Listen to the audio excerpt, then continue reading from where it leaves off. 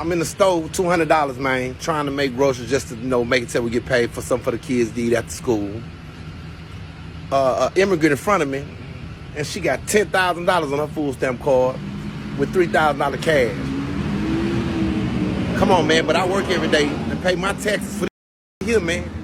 For them to get all that there, man, I'm not knocking nobody in their hustle, man. But, man, stop taking my money again to people. I understand if you gave it to some people in our community that really mother, man. But instead, y'all sending money to Ukraine, you know what I'm saying, billions of dollars. But you got people over here that need that same, man. Well, I'm trying to figure out how can I get $10,000 worth of food stamp. What, I gotta go back to Africa? They say, man, stop it, man. Hey, man, this right, man. Stop taking my tax, motherfucker, man. Doing what you want to do, man.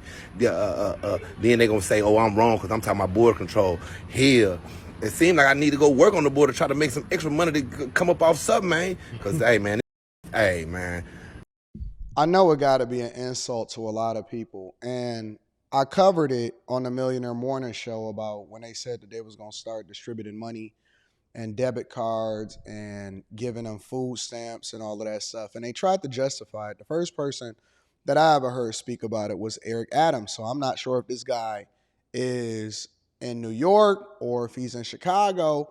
And I kept seeing videos of people that was at the border, reporters that was at the border, and they would ask the immigrants and they would put the thing in front of their face and they would say, hey, where are you going? Or, what are you trying to do? Where are you trying to go? And most of them would say to New York or Chicago. And it was almost like they were communicating with each other what was going to go on, like they were informed already. And all of them had cell phones and everything. And so when I first heard about it, obviously I thought it was a dumb idea and it was egregious and it was incentivizing people to go into certain cities. And Eric Adams was basically welcoming migrants, illegal migrants, into the city until they started overwhelming. And then they started begging Biden for more money in order to be able to, accommodate all of the people that was coming over the border, the millions of people that was coming over the border, because it was first supposed to be Texas problem, which is why the United States of America and the federal government sued Texas to open up their borders. Well, Texas said, well, we're going to share in the pain with everybody, Texas, Florida, and all of that. And they said, look, we're going to allocate a portion of our budget to make sure that y'all are the ones that have to deal with what's going on with the migrant crisis also, because we've been at the forefront of the federal government making sure that we wasn't taking care of business and we couldn't focus on our own citizens as what's going on in the United States of America because we were so busy focusing on processing people through the federal government through the border. So they started to take stuff into their own hands. Governor Greg Abbott, which I think is the best governor, deserved 2023 through 2028 Governor of the Year award. He was out here taking care of business and he was about that life. DeSantis, obviously, he was also. And then there was also documentation and reports on TikTok of them showing you, even when Texas was trying to secure their borders, where to go in order to get through, in order to come over and be, a part of this whole migrant crisis, this movement that now they had made these places sanctuary cities, because at first they tried to finesse us and say, well, it's for asylum seekers.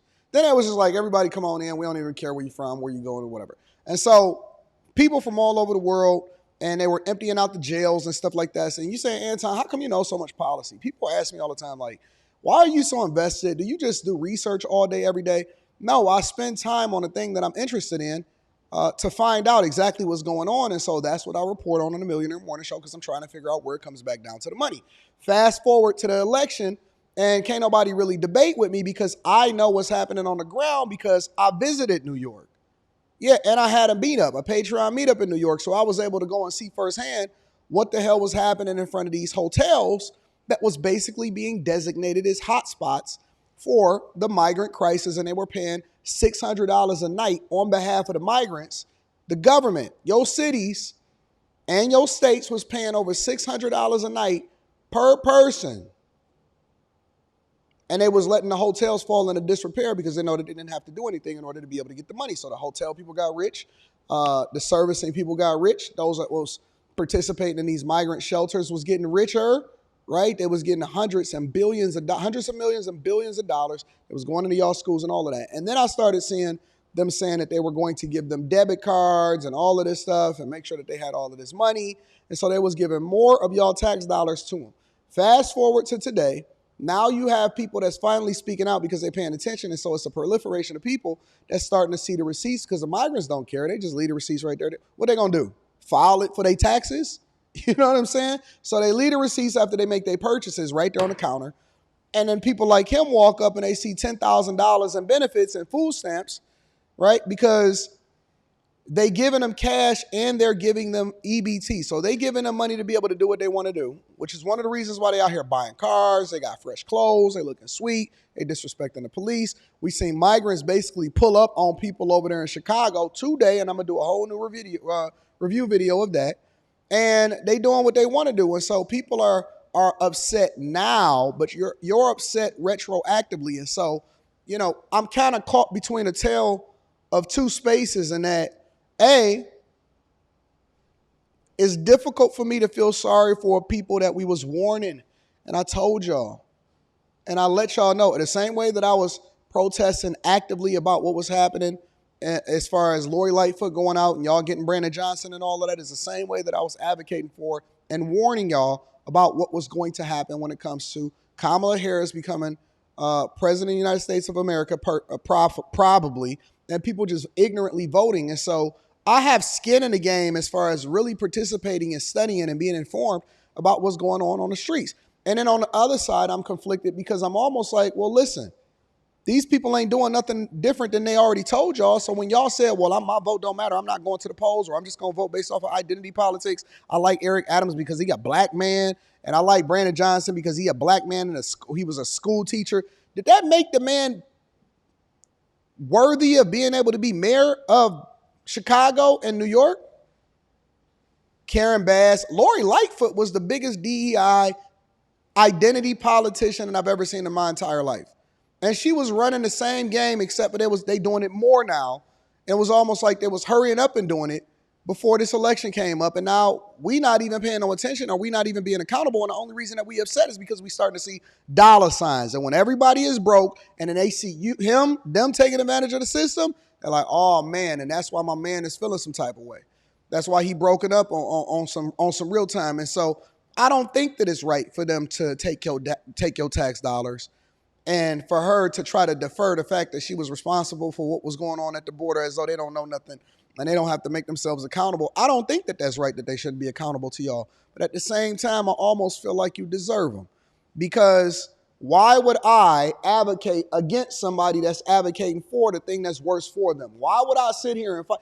It's almost the same when it comes to when I see men going in women's bathrooms and guys that's in swimming competitions and all of this stuff, and men that's in the UFC and the women's sports, and they beat the brakes off of these chicks. It's like, why would I sit here and advocate for anything different when you won't even advocate for yourself? Why would I then come in and say, well, let me defend you, women, let me simp out for you, when they voted against their own best interests and then aligned themselves with other women as far as the feminist movement that we knew was not going to be best for them? And then y'all voted in Obama. He gave y'all the alphabet community agenda.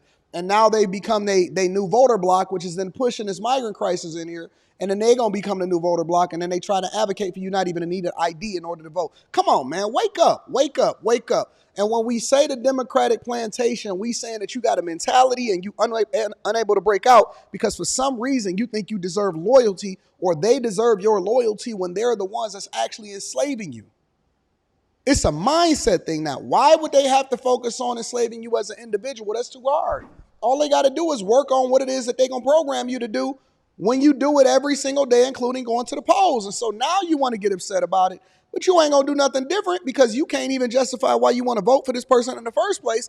And you more or less keep deferring back to what you don't like about Trump. Tell me about what you don't like about your budget every time you go to the store and you see the migrant coming out with a cart full of groceries, and then you got to go out there with $200 and try to figure it out. So shout out to my man for pointing it out, but I'm caught between the tale of two worlds because I know too much. I've seen too much. It's too unfortunate for us to sit here and have this conversation and not be real about the results of what's happening out in these streets. You know what I'm saying? I love y'all. I appreciate y'all. Hopefully y'all wake up and make the right decision, but it's going to get worse before it get better. I'm going to holler at y'all later. Peace.